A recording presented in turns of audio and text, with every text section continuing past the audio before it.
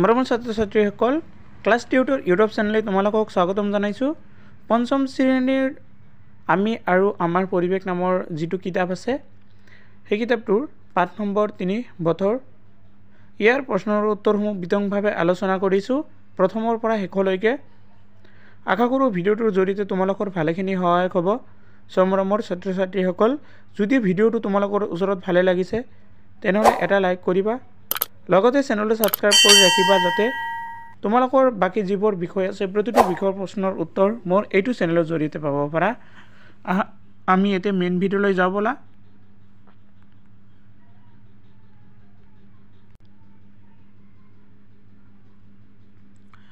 এইটো তোমালোকৰ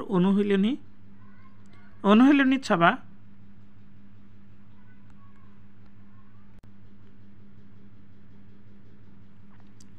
এইটো হ'ল অনুশীলনী। তোমালোকৰ অনুশীলনীৰ প্ৰথমটো প্ৰশ্ন দি আছে উত্তৰ লিখা। তাৰে ক নম্বৰত কি কৈছে চাবাচোন ভালকৈ। কৈছে যে বতৰ বুলিলে কি বুজা। উত্তৰটো চোৱা, উত্তৰটো ভালকৈ দিয়া আছে। উত্তৰটো হ'ল বিভিন্ন সময়ত আমাৰ বায়ুমণ্ডলৰ অৱস্থাৰ সাল সলনি হয়। দিনৰ ভাগত সাধাৰণতে গৰম আৰু ৰাতি ঠাণ্ডা পৰে। কেতিয়াবা বতাহ বলে, কেতিয়াবা বৰষুণ হয় আৰু কেতিয়াবা ধুমুহা গজনি আদিও আহে। বায়ুমণ্ডলৰ এনে একোটা পৰিস্থিতিক বতৰ বুলিও কোৱা হয়। এইখিনি হ'ল তোমালোকৰ প্ৰশ্নৰ উত্তৰটো। তো 2 নম্বৰ প্ৰশ্নত কৈছে চোৱা, 2 নম্বৰ প্ৰশ্নটোত কৈছে যে মানে 2 নম্বৰ নহয়, 1 নম্বৰ ঋতু কেইটা আৰু কি কি। চ' তোমালোকে জানা নিশ্চয় সকলোৱে, সহজ একদম। ঋতু হ'ল 6টা। তাৰে প্ৰথমটো হৈছে গ্ৰীষ্ম ঋতু, বৰ্ষা ঋতু, শৰৎ, হেমন্ত, শীত আৰু বসন্ত। তাৰপিছত গ নম্বৰ প্ৰশ্নত কি কৈছে চাবাচোন। গ নম্বৰটো কৈছে বতৰৰ আগজাননী মানে কি। উত্তৰটো কৈছে চোৱা, উত্তৰটোত কৈছে যে আমি ৰেডিঅ', দূৰদৰ্শন, ইণ্টাৰনেট আদিৰ জৰিয়তে বতৰৰ বিষয়ে আগতীয়াকৈ জানিব পাৰোঁ। এনে জাননীক বতৰ বা কি বুলি কৈছে, জাননীক বতৰ আগজাননী বা বতৰৰ আগলি বতৰা বোলা হয়।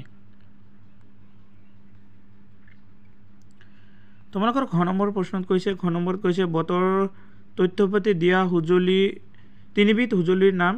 চ' উত্তৰটোত কি কৈছে, উত্তৰটো তোমালোকে লিখিবা ৰেডিঅ', দূৰদৰ্শন আৰু বাতৰি কাকত।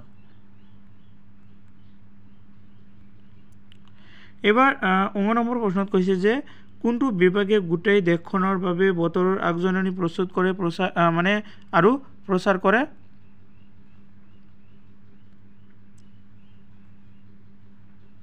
উত্তৰটো লিখিবা যে বতৰ বিজ্ঞান বিভাগে সমগ্ৰ দেশখনৰ বাবে বতৰৰ আগজাননী প্ৰস্তুত আৰু প্ৰচাৰ কৰে। 2 নম্বৰ কৈছে যে ক অংশৰ লগত খ অংশ মিলোৱা। এইটো ক অংশ, এইটো হ'ল খ অংশ। তো ক অংশৰ প্ৰথমটো হৈছে বায়ুৰ উষ্ণতা, এইটো হ'ব যেনেকুৱা থাৰ্মোমিটাৰ। বায়ুত থকা জলীয় বাষ্পৰ পৰিমাণ, এইটো হ'ব হাইগ্ৰমিটাৰ। বৰষুণৰ পৰিমাণ যিটো হ'ব ৰেইন গজ, আৰু বায়ুৰ গতিবেগ মানে এনিমোমিটাৰ। এবাৰ 3 নম্বৰ প্ৰশ্নত কৈছে খালী টাইপৰ কৰা। তোমালোকৰ ক নম্বৰটো কৈছে গৰম দিনত পাতল, আৰু এইটো কি লিখিবা কপাহী কাপোৰ পিন্ধিবলৈ আৰামদায়ক। খ নম্বৰটো বতাহৰ দিশ জুখিবলৈ দৰ্শী সূচক নামৰ সঁজুলি ব্যৱহাৰ কৰা হয়। গ নম্বৰটো হৈছে বায়ু মোজা বতাহৰ গতি, বেগ আৰু দিশ নিৰ্ণয় কৰিবলৈ ব্যৱহাৰ কৰা হয়। গ নম্বৰটো হৈছে ধুমুহা আহিলে আকাশত বিজুলী মাৰে আৰু মেঘেও গাজে। এইবাৰ 4 নম্বৰ প্ৰশ্নটোত চোৱা। 4 নম্বৰ প্ৰশ্নত কি কৈছে, বতৰৰ আগজাননী কি কি মাধ্যমৰ জৰিয়তে দিয়া হয়। উত্তৰটোত চাবা কি কৈছে। উত্তৰটো বতৰৰ আগজাননী ৰেডিঅ', দূৰদৰ্শন, বাতৰি কাকত আৰু ইণ্টাৰনেট আদিৰ মাধ্যমৰ জৰিয়তে দিয়া হয়। 5 নম্বৰ প্ৰশ্নত কি কৈছে চাবাচোন। 5 নম্বৰ প্ৰশ্নটো হ'ল তোমালোকৰ চমু টকা লিখা। তাৰে ক নম্বৰটো হৈছে ৰেইন গজ। ভালকৈ চাবা। প্ৰথমটো কৈছে যে ৰেইন গজ নামৰ সঁজুলিৰ সহায়ত বৰষুণৰ পৰিমাণ জোখা হয়। বতৰ বিজ্ঞান কেন্দ্ৰত এই যন্ত্ৰটো গছ গছনি বা ঘৰ দুৱাৰৰ কাষত নাৰাখি মুকলি ঠাইত ৰখা হয় যাতে বৰষুণৰ সঠিক পৰিমাণ জুখিব পাৰি। তোমালোকৰ মানে চমু টকাৰ খ নম্বৰটো হ'ল কৃত্ৰিম উপগ্ৰহ। উত্তৰটো চোৱা কি কৈছে। কৃত্ৰিম উপগ্ৰহ, যাক ইংৰাজী ছেটেলাইট বুলি কোৱা হৈছে, মহাকাশলৈ বৈজ্ঞানিক পদ্ধতিৰে উৎক্ষেপণ কৰা উপগ্ৰহ। বিভিন্ন বৈজ্ঞানিক পৰীক্ষা নিৰীক্ষা আৰু বৈজ্ঞানিক সা সুবিধা লাভৰ বাবে ইয়াক উৎক্ষেপণ কৰা হয়। মহাকাশলৈ প্ৰথমে কৃত্ৰিম উপগ্ৰহ উৎক্ষেপণ কৰিছিল ছোভিয়েট ইউনিয়নে। এইখিনি লিখিলে হৈ যাব তোমালোকৰ। গ নম্বৰটো হৈছে বতৰ বিজ্ঞান কেন্দ্ৰ। উত্তৰটো চোৱা। বতৰ বিজ্ঞান কেন্দ্ৰৰ জৰিয়তে বতৰৰ বিষয়ে আগতীয়াকৈ জানিব পাৰি। বতৰ বিজ্ঞান কেন্দ্ৰৰ বতৰ সম্পৰ্কে আগলি বতৰা দিবলৈ বিভিন্ন সঁজুলি মজুত ৰখা হয়। বতৰ বিজ্ঞান কেন্দ্ৰই বতৰৰ বিভিন্ন তথ্যবোৰ কৃত্ৰিম উপগ্ৰহৰ সংগ্ৰহ কৰে। বতৰ বিজ্ঞান কেন্দ্ৰই এই তথ্যবোৰ অধ্যয়ন কৰি বতৰ জাননী প্ৰস্তুত কৰে। বতৰ বিজ্ঞান কেন্দ্ৰই প্ৰস্তুত কৰা আগজাননী ৰেডিঅ' দূৰদৰ্শনৰ জৰিয়তে গোটেই দেশৰ বাবে প্ৰচাৰ কৰে। এইবাৰ তোমালোকৰ মানে ঘৰ নম্বৰটো খৰাং বতৰ প্ৰশ্ন উত্তৰটো চোৱা কৈছে কেতিয়াবা বহুদিন ধৰি বৰষুণৰ নহ'ব পাৰে। দীৰ্ঘদিন ধৰি বৰষুণৰ অভাৱত বতৰ শুকান হৈ পৰে। ঠাইতে মাটিত চিৰাল ফাট মেলে। এনে বতৰক খৰাং বা শুকান বতৰ বুলি কোৱা হয়। নম্বৰটোত আছে ফৰকাল বতৰ। চাবা ভালকে। নম্বৰটো প্ৰশ্ন চমুটো কোৱা হৈছে ফৰকাল বতৰ। ইয়াৰ উত্তৰটো চোৱা কৈছে যেতিয়া আকাশত ডাৱৰ নাথাকে তেতিয়া আকাশখন ফৰকাল বতৰ হৈ থাকে। সাধাৰণতে পুৱা আৰু আবেলি বতৰ অলপ ঠাণ্ডা থাকে যদিও দুপৰীয়া তুলনামূলকভাৱে গৰম বেছি হয়। এনেকুৱা বতৰ হৈছে ফৰকাল বতৰ। বতৰত সকলো ধৰণৰ কাম কাজ কৰিবলৈ সুবিধা হয়। এইখিনি লিখি দিবা। তোমালোকৰ নেক্সট প্ৰশ্নটো চোৱা। নেক্সট প্ৰশ্নত কি কৈছে।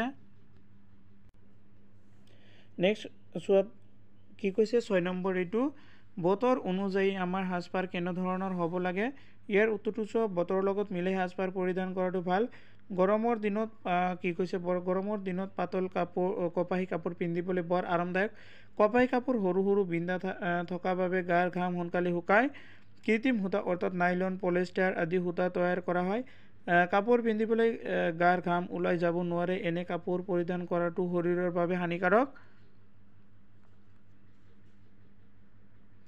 তাৰপিছত কৈছে গৰমৰ পৰা হাত সাৰিবলৈ আমি বিচনী বা আৰু বিজুলী পাংখা চলাওঁ।